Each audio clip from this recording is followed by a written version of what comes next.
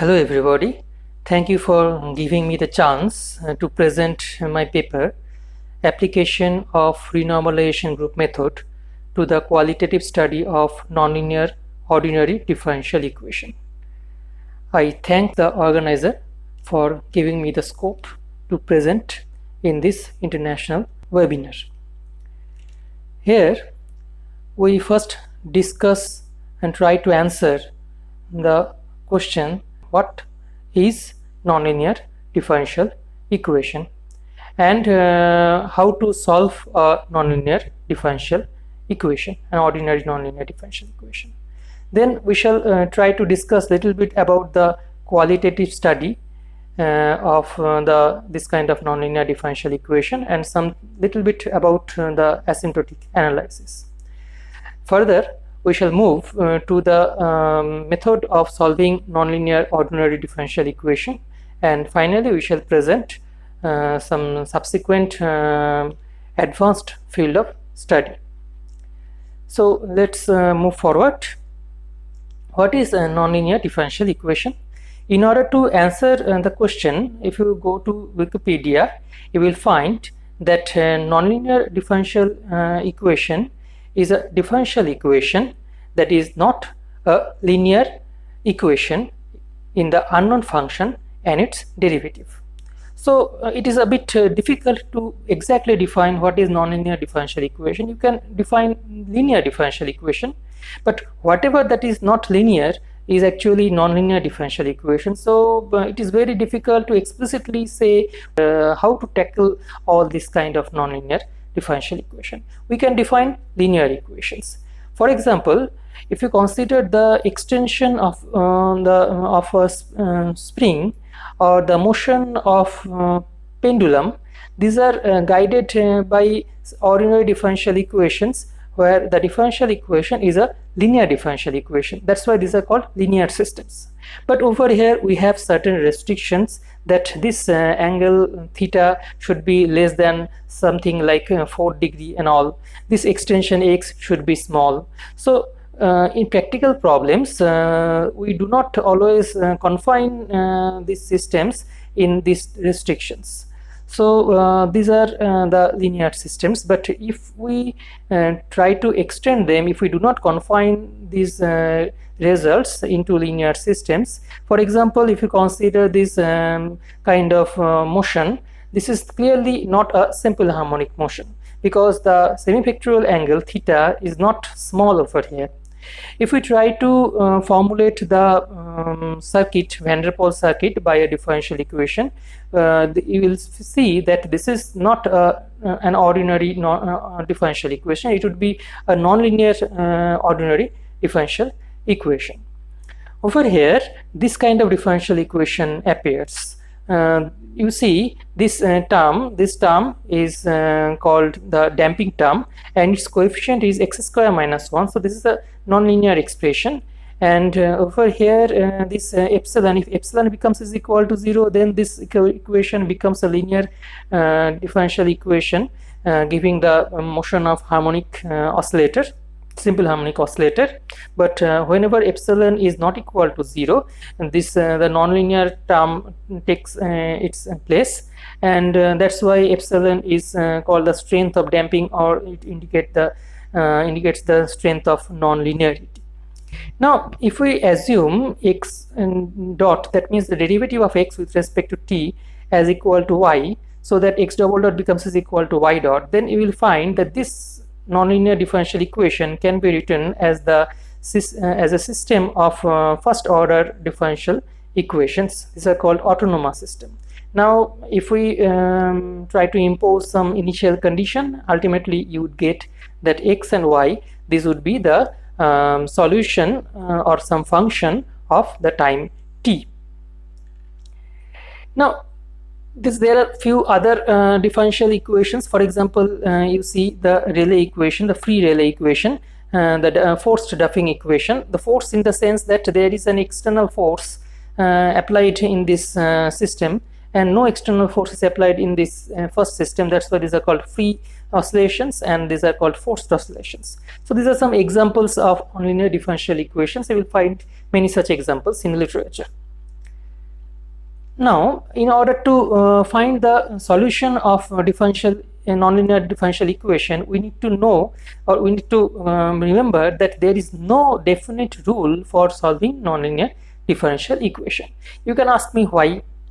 In order to answer this why, we can say that maybe that the standard functions we have in our hand, like trigonometric functions or logarithmic functions or exponential functions or elliptic functions and all, so these functions are not sufficient to describe the solution of the nonlinear differential equation. That's why it is not always possible to find the solution of nonlinear differential equations. When it is not always possible, what we do, we try to find some approximate solution. Now, approximations can be done in different techniques. One may be some analytic technique, second it may be some semi-analytic technique, and third may be numerical techniques. Now, we shall discuss two techniques in this presentation, and when these solutions cannot be exactly computed, we try to find out some important necessary information regarding the solution of the differential equations. For example, if you consider a periodic solution, we know that the solution of certain differential equation is periodic, but what is the period of the differential equation, what is the amplitude of that solution, or what is the phase of that periodic solution. These are some important qualitative quantities. So if we without solving the differential equation, if we can, it's possible to find some solution, then that kind of study is called the qualitative study of differential equations. For example, if you consider this differential equation, the well-known van der Pol differential equation and its autonomous system representation, with certain given initial condition, we will find that there is a unique isolated closed orbit in the xy plane. Xy plane, this plane is called phase plane, and in this kind of plane there is an isolated closed orbit. This kind of orbits are called limit cycles, and this kind of limit cycles occur only in nonlinear systems. You would never find this kind of limit cycle in linear systems. So studying this kind of limit cycle without solving the solution, or if you can find out the phase and all, and amplitude, etc., regarding this limit cycle, so these are called qualitative study of differential equations. And now, as time increases, or particularly say as time tending to infinity, the study of this kind of limiting behavior is these are called asymptotic analysis. So what is asymptotic analysis? Particularly say it is actually the method of describing limiting behavior of certain system or quantity. So in initial value problem, we generally take time t tending to infinity and try to study the behavior of the solution. For example, if we try to analyze the motion of heartbeat in any living body, or suppose in maybe some predator prey system, if you try to count the number of predator and prey in certain ecological system, there may be interesting periodic motion in the number of predator and prey. Now, some external disturbance takes into place in this kind of systems. Suppose some external disturbance takes into place in the motion of heartbeat, and if it collapses, then that living body would ultimately die. So it is very important to know under which condition this kind of periodic motion becomes stable, or this kind of periodic motion becomes sustainable as time increases. So these are the problem of stability, and this kind of analysis are done in these asymptotic techniques. Over here we have different techniques for solving nonlinear ordinary differential equations. These are the name of few techniques, and I have marked this first and the last technique by red color because we are going to discuss these two techniques on this subsequent part of this presentation. So let's move to the first technique, that is the method of perturbation. In this method, what we do, we actually consider this solution x of t as this kind of x0 t plus epsilon into x1 t etc. as a power series of epsilon, and we consider epsilon as a small perturbation parameter.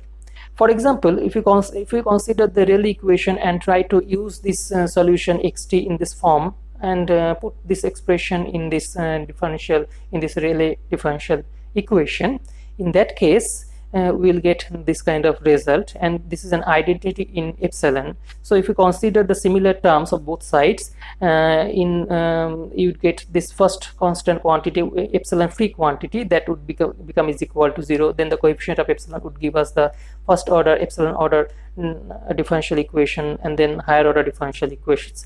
These are all linear differential equations, and if we try to solve these differential equations, we will get this kind of solution. x0 t is equal to a into e to the power of I into t minus t0. t0 is the initial time, plus cc means the complex conjugate. This is the x1, and if a, what is a? A is an arbitrary complex constant. Now if we consider capital A in this way, we will find that x0, x1, etc. this can be written in this way. And if we consider the expression of x1, this term, this highlighted term, this is actually the important part. This time, as time increases, this expression increases and becomes an unbounded expression. That's why this kind of terms are called secular terms. If we consider the geometric or graphical presentation, you will find that this kind of blue figures, this kind of blue line, this is the graph of the solution x is equal to x0 t plus epsilon into x1 t, and this red curve, this is actually the exactly computed, numerically computed solution. So it is clear that for this kind of parametric values, this solution obtained from method of perturbation is not a good approximation to this exact solution. This approximate solution deviates much from this exact solution. So now it is an important observation that the pure perturbative method is not suitable for asymptotic solution like limit cycles or something like that, and the situation would be worse for large epsilon, and that's why we need to eliminate these secular terms at first. So with this idea, the renormalization group method is applied on the ordinary differential equation. This method is actually developed in the field theory first, but in the year of 1996, Chen, Goldenfein and Ono, they applied this renormalization group method in the theory of ordinary differential equation.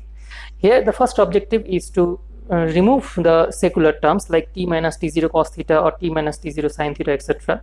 So we need to first remove these secular terms, and that is done by these following three steps. What we do, we firstly introduce an arbitrary time tau and split this time difference t minus t0 in this way. Okay, so this is the first step, and then in the second step, what we do, we actually write this constant quantity, the complex constant quantity, in this fashion. Over here a is the counterpart of this complex constant, a is a variable quantity, and a1, a2, these are dependent upon the value of tau and t0, and these are introduced to absorb the unbounded terms involving tau minus t0 in different orders of epsilon. And in the third step, because you see, practically speaking, any solution that should not depend on in some intermediate time tau, so the derivative of that solution with respect to tau must be equal to 0. So this condition must be satisfied, and that is called the RG condition.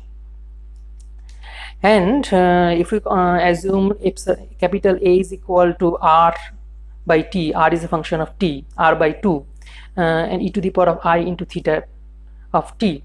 In that case, the solution can be written in this way, where R and theta, these are the functions of t, and these are obtained by solving this kind of differential equations. And over here we have in this method we can remove the secular terms, but the problem is that the convergence is not ensured. in this technique. That's why the higher order calculations does not produce good approximation to the exact solution. So in order to ensure the convergence, we improved this renormalization group method by the non-Archimedean extension of real number system.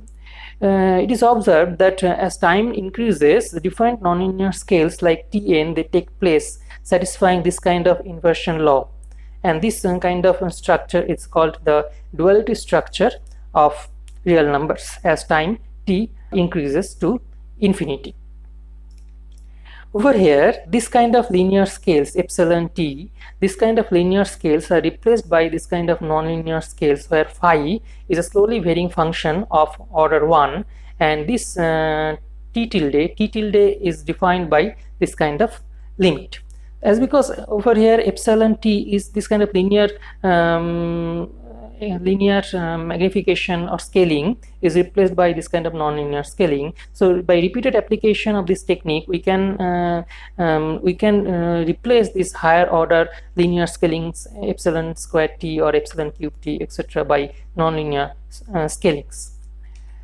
And by this kind of duality structure, we can introduce some control parameter in that system, and by that control parameter we can use the method of continuous deformation to ensure the convergence. And over here you will see that we have applied this technique, and for epsilon is equal to 5 we get this kind of approximation by this blue dotted line. And these blue dotted lines are the approximate solutions, and that is obtained by the improvement of this standard renormalization group method for epsilon is equal to 5. And you see it is a very nice approximation. As a subsequent study, we are now going to study this kind of periodic bifurcation. Over here we obtain PO2 cycle for forced systems, and we are planning to study this kind of quasi-periodic or chaotic orbits. So these are open problems for this kind of study. And next, these are the few references. This is the paper by Chen, Goldenfen and Ono in the year of 1996, in which they applied the renormalization group method for the first time in the theory of ordinary differential equation. And this is the paper by Devili, Harkin, Holzer, Josic and Kepper. In this paper they introduced an easy method by which we can apply renormalization group method in the practical problem, and in this presentation we have considered their approach. This is the paper by my teacher Professor Dhurjyoti Prasad Datta and one of his student Dr. Shantanu Raut. You will find many results regarding the scale-free analysis. This is our paper, myself and my teacher Professor Datta. In this paper we introduce the renormalization group method and compare it with homotopy analysis method in the context of Rayleigh and van der Pol equations. This is a book of nonlinear ordinary differential equation by Jordan and Smith. This is a very good introductory book on this subject. One more book is the Nonlinear Oscillations by Naife and Mook. This is also a very good book. And the third book I would suggest, that is the perturbation methods by Naife. So these three books are more or less good books to start this theory, and some advanced books are also there. So that's all from my presentation. Thank you.